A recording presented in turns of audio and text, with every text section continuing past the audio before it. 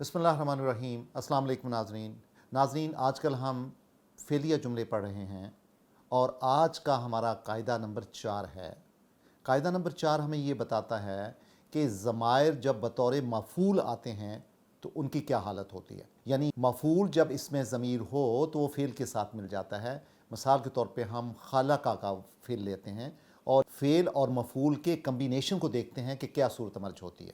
مثلا ہم کہتے ہیں خلق، تو جب ہم کہتے ہیں کسی ہم تھرڈ پرسن کی بات کرتے ہیں، ہم کہتے ہیں خلقہ ہو، یعنی پیدا کیا اس کو، خلقہ ہما اور پیدا کیا دو لوگوں کو، اور خلقہ ہم اور پیدا کیا زیادہ لوگوں کو، خلقہ ہا پیدا کیا اس عورت کو یعنی فیمیل کو، خلقہ ہما یعنی دو عورتوں کو، اور خلقہ ہنہ پیدا کیا زیادہ عورتوں کو۔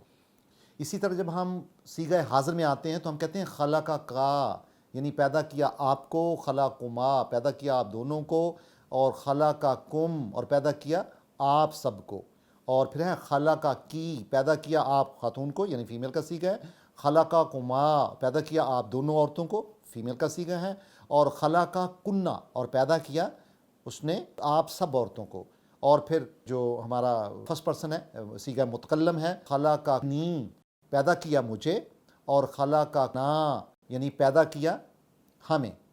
تو ناظرین اس پہ غور کریں کہ یہ جو میں نے گردان آپ کے سامنے پڑھی ہے اس کے دو حصے ہیں، ایک میں فعل ہے اور اس کا آخری حصہ جو ہے وہ اس کا پروناؤن ہے جس کو ہم ضمیر بولتے ہیں۔ مثال کے طور پہ خلقہ ہو، اس میں ہو کیا ہے؟ ضمیر ہے، اور خلقہ کیا ہے؟ فعل ہے۔ اسی طرح ہما کیا ہے؟ یہ مفعول ہے یعنی ضمیر ہے، اور خلقہ کیا ہے؟ وہ فعل ہے۔ اسی طرح آپ دیکھ سکتے ہیں کہ ہر ایک مرکب جو آپ کو یہاں پہ نظر آ رہا ہے اس کا آخری حصہ کیا ہے؟ وہ ضمیر ہے، پہلا حصہ کیا ہے؟ وہ فعل ہے۔ اچھا، آج کا ہمارا قاعدہ ہمیں یہ بتاتا ہے کہ جب بھی مفعول فعل کے ساتھ آئے گا تو اس کے ساتھ مل جائے گا، اور اس کی جو پروٹوکول ہوگی وہ اس گردان کے مطابق ہوگی۔ لیکن ایک بات یاد رکھیں کہ جب صیغہ متکلم میں کا صیغہ آتا ہے، دیکھیں خلقنی، آپ نے نوٹ کیا خلقہ تو سمجھ آتی ہے فعل ہے، اور یہ جو ہے وہ کیا ہے؟ وہ اس میں ضمیر ہے، لیکن نون کہاں سے آ گیا؟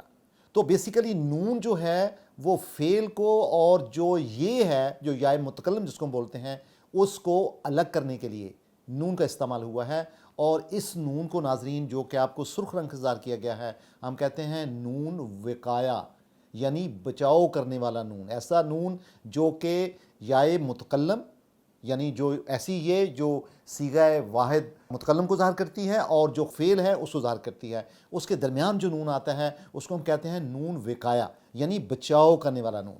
تو ناظرین آج کے لیسن میں ایک نقطہ اور نوٹ کرنے والا ہے کہ جب بھی فعل کے ساتھ ضمائر جو ہیں مفعول کے طور پہ آئیں گے تو وہ ہمیشہ حالت اتصال میں ہوں گے، ان کو ہم ضمائر متصل کہیں گے، یعنی ضمیر متصل کہیں گے، اور اس شکل کو ہم اس گردان سے یا اس ٹیبل سے بخوبی دیکھ سکتے ہیں۔ اب ہم قرآن حکیم کی چند ایک مثالیں لیتے ہیں۔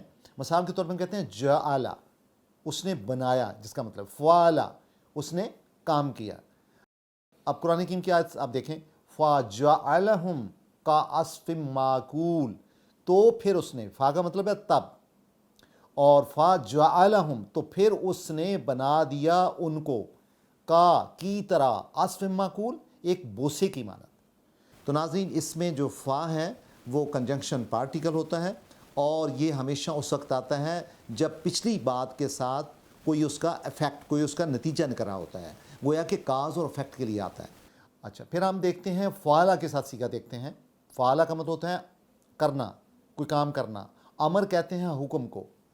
انا خیر منہ، یعنی قرآن حکیم کیا ہے؟ انا خیر منہ خلقتنی من النار وخلقتہ من طین، یعنی شیطان کا جب ڈائلاگ ہو رہا تھا اللہ تعالیٰ کی ذات سے تو شیطان کہتا ہے کہ انا خیر منہ، میں انسان سے، میں اس سے بہتر ہوں، اس سے مراد انسان، خلقتنی کہ پیدا کیا آپ نے مجھے، من النار آگ سے، وخلقتہ من طین اور پیدا کیا آپ نے اس کو یعنی انسان کو مٹی سے۔ تو یہاں پہ نوٹ کریں خلقتنی، نون جو سرخ رنگ میں اظہار کیا گیا ہے وہ نون وقایا ہے، یعنی وہ یا متکلم کو اور فعل کے درمیان ایک رکاوٹ ہے ڈسٹنکشن کے لیے، تاکہ ریڈنگ میں بھی آسانی ہو اور یہ گرامر کا بھی اصول ہے۔ تو ناظرین اسی طرح ہم ایک اور قرآن حکیم کی آیت دیکھتے ہیں، حسبہ یعنی حساب کرنے سے ہے۔ تو ناظرین جو حسبہ ہے وہ فاعلہ کے وزن پہ ہے۔ مثال کے طور پہ قرآن حکیم کہتا ہے افا حسبتم انما خلقناکم عبثا، تو کیا پھر آپ یہ حساب لگاتے ہیں کہ آپ کو صرف ہم نے بیکار ہی پیدا کر دیا ہے؟ اس میں دیکھیں، غور کریں، اس میں افا حسبتم، تو ناظرین اس میں جو حمزہ ہے وہ حرف استفہامیہ ہے، یعنی کیا کی معنی میں آتا ہے، سوال کے معنی میں آتا ہے، پوچھنے کے لیے استعمال ہوتا ہے، اور فا کنجنکشن پارٹیکل ہے جو کہ ہمیں یعنی جو لیسن اس سے پہلے ہوتا ہے، جو جملہ اس سے پہلے ہوتا ہے اس کو بھی کنیکٹ کرتا ہے، اور ساتھ اس کی جو انجام ہوتا ہے، اس کا جو نتیجہ ہوتا ہے، جو کاز اور افیکٹ کی کیفیت ہوتی ہے، اس کو بھی بیان کرتا ہے۔ حسبہ فعل ہے، یعنی کہ آپ حساب لگاتے ہیں، گمان کرتے ہیں۔ حسب تم صیغہ ہے جمع کا لیکن حاضر کا، اور خلقکم، خلق فعل ہے، آپ کو نیلے رنگ میں ظاہر کیا گیا ہے، اور کم آپ کا ضمیر ہے۔ کم کا مطلب ہے کہ جو جمع کا صیغہ ہے لیکن حاضر کا صیغہ ہے۔ عبثاً کہتے ہیں بیکار، بسود۔ تو پھر کیا آپ یہ خیال کرتے ہیں، یہ حساب لگاتے ہیں، یہ گمان کرتے ہیں کہ آپ کو صرف ہم نے ایسے ہی بیکار پیدا کر دیا ہے؟